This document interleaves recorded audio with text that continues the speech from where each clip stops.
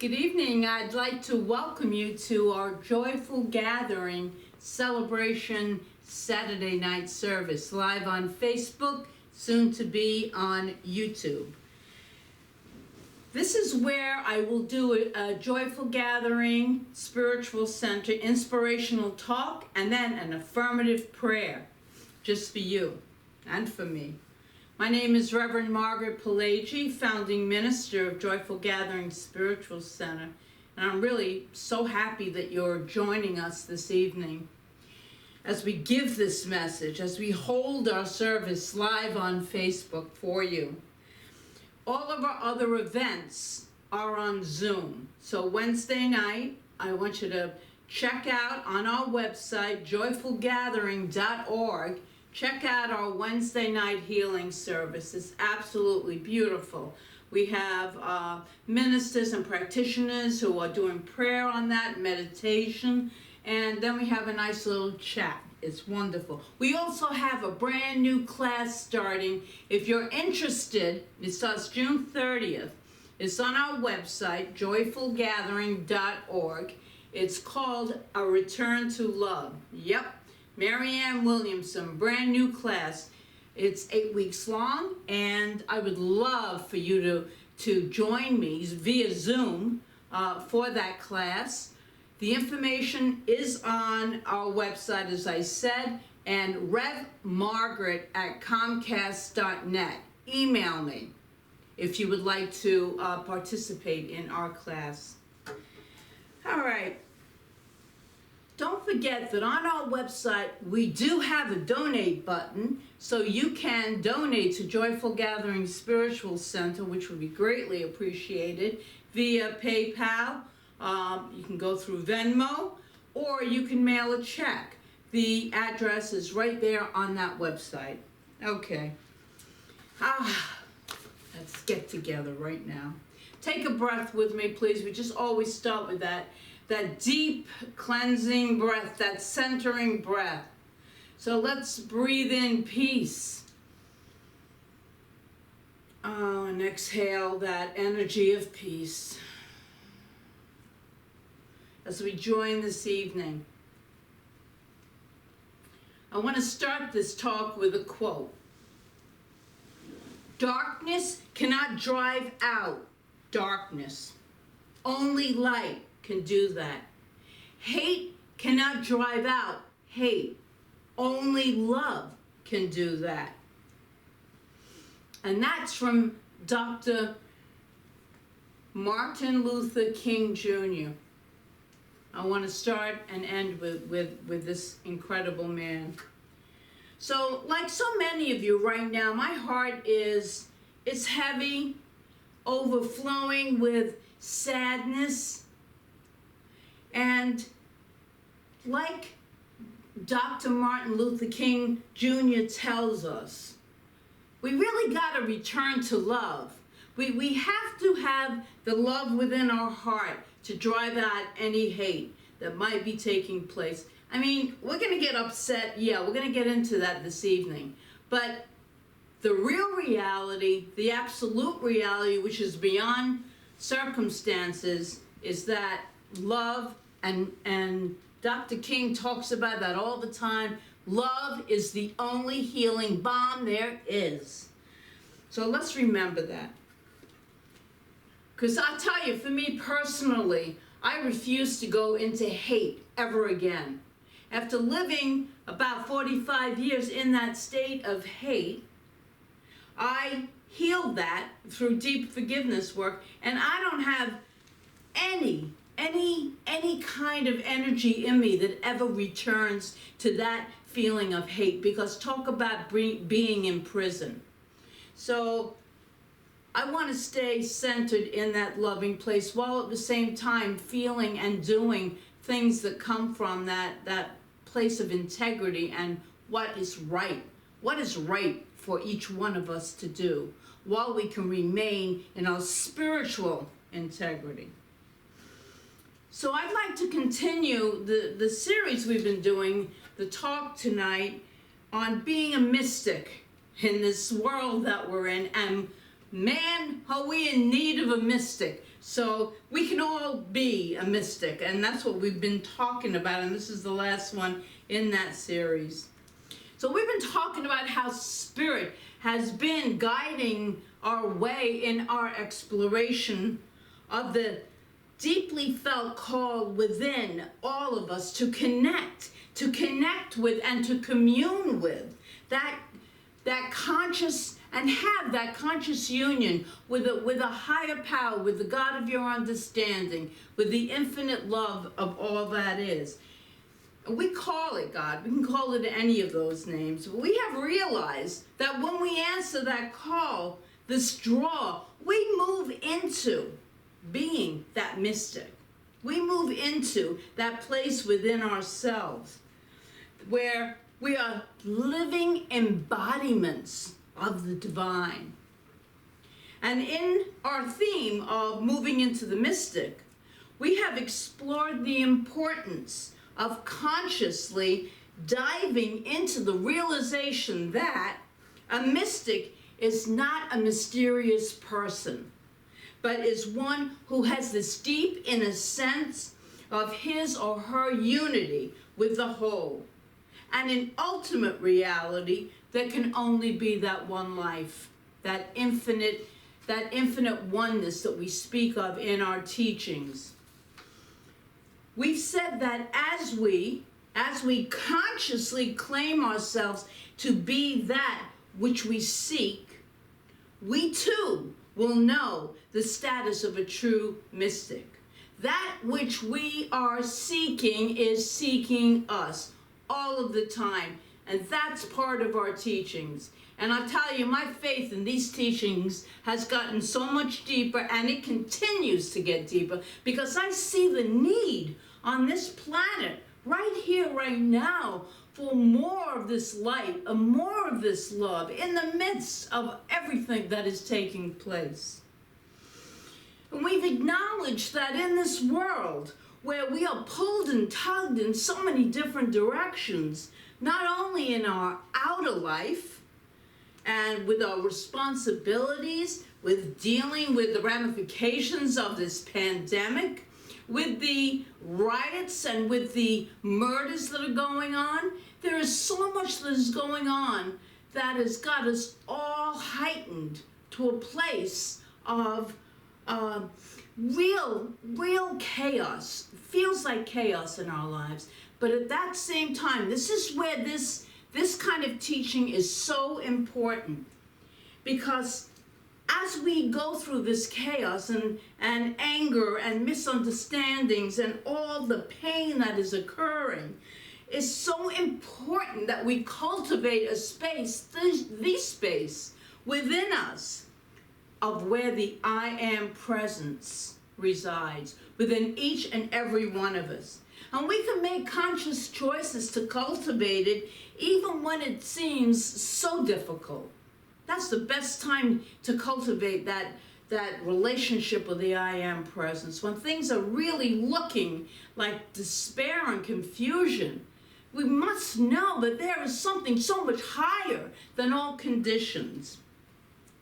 And so tonight we're going to explore piercing the veil, to live from that place, and the veil being all of our conditions, our humanness, this whole human experience we're all having.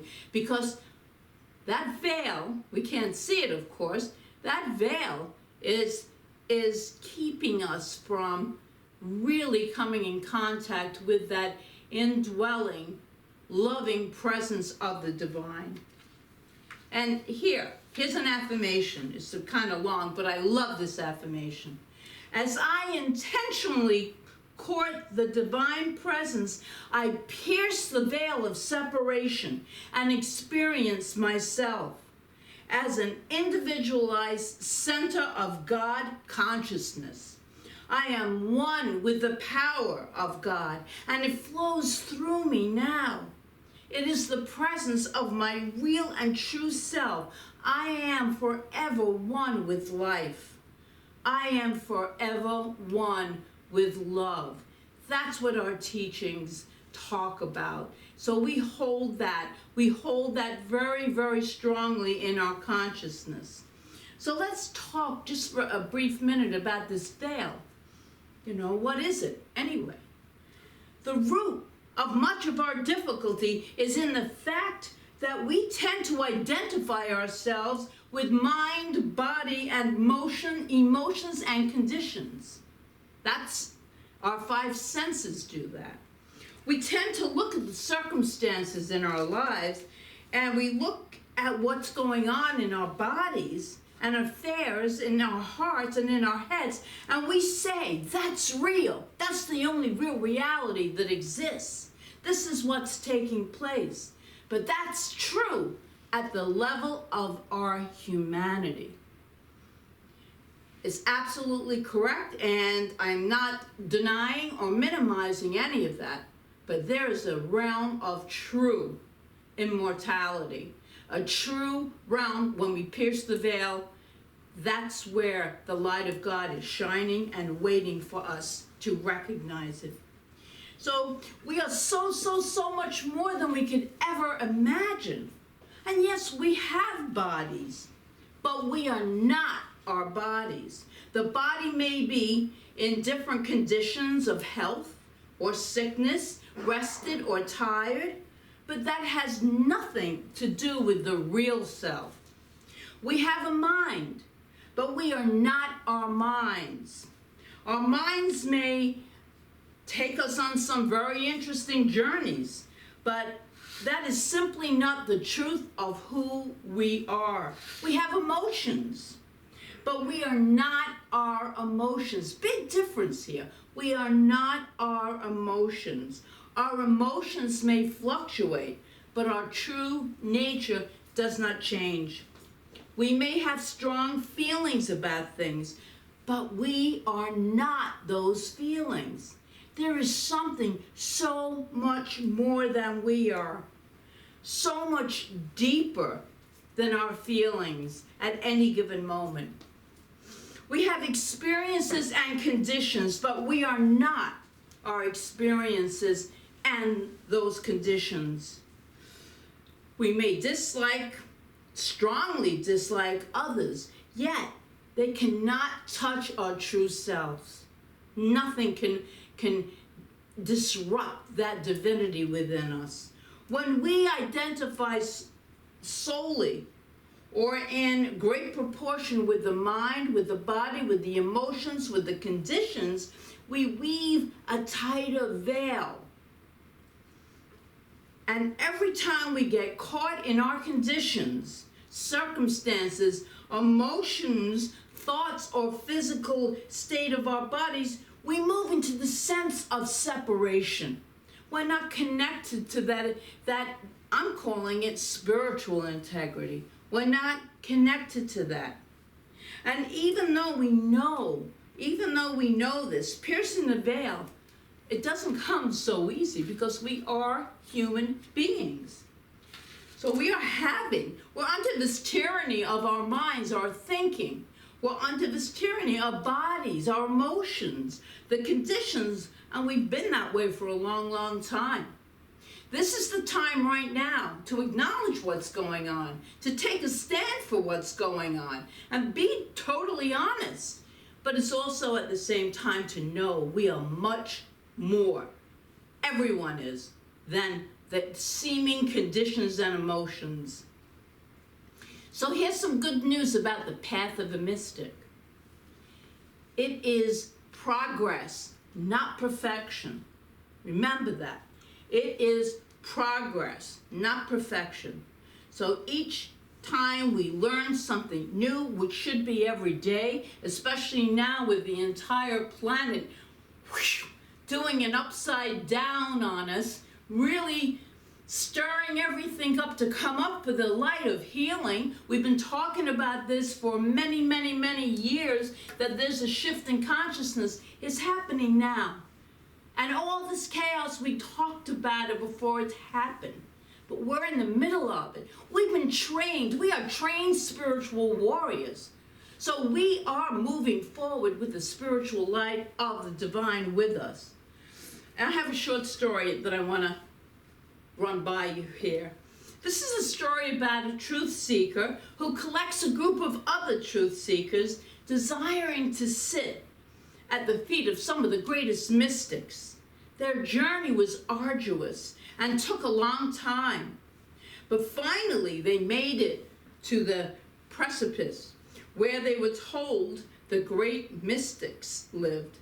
And when they arrived, they went into a room and they saw these robed, hooded masters sitting around a table. They were so excited. Finally, this moment made that long and difficult journey worthwhile. When they neared the robes, these robes that were sitting around, they made a discovery. At first, it was a horrifying discovery. What was it? The robes were empty. And then one of the travelers realized they were to put on the robes because they were the mystics they had been seeking. They were the mystics that they had been seeking. It's the journey of life, and we're all on that journey. And so for them, it was the journey of arriving at this place, looking for something outside, when they realized the greatest mystical truth there ever is, that it's all within us. It's all within us. Do you think that during that journey, they might not have had some disagreements? You know that we're humans. All this stuff was going on. Which road to take, who should lead, who's in control, those kinds of things and so much more. But it makes up the journey of life. This is the journey of life we're all on. This arduous journey they took. At the very end of it, they realized that they truly were that which they were seeking. And it is through their journey that the image of the divine is brought forth through them and through us. This journey of life. Let's stay open. Let's stay open. Let's stay connected with our spirituality.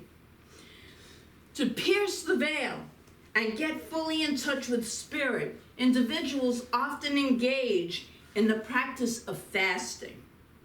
I want to suggest right now, not a fast from food, because I'm not doing that. This isn't a fast from food, but rather a fast and a feast as we journey through this life experience. And it goes like this. Ready? Okay. Fast from judging yourself and others. Feast on the great I am dwelling within you. Fast from the apparent darkness and feast on the reality of light. Fast from pessimism and feast on optimism. Fast from thoughts of illness and feast on divine wholeness. Fast from words that pollute and feast on phrases that purify. Fast from anger and feast on forgiveness. Fast from worry and feast on divine providence. Fast from complaining and feast on appreciation. Fast from bitterness and feast on forgiveness. Fast from anxiety and feast on hope. And last but not least, fast from the ego and feast on love. That's part of our journey. And I would like to end this talk with a quote, as I began it, from Dr. Martin Luther King, Jr.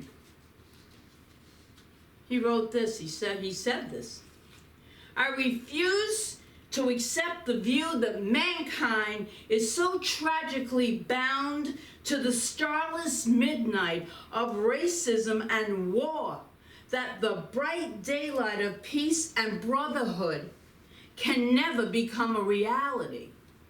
I believe that unarmed truth and unconditional love will have the final word.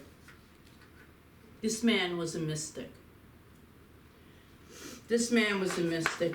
So right here, right now, I'd like each of us, as we have been called to unify with that indwelling presence, to stand strong in the light, to love more, to stand up for what we believe, and to unite in divine peace, truly come to a unity of peace. So it is.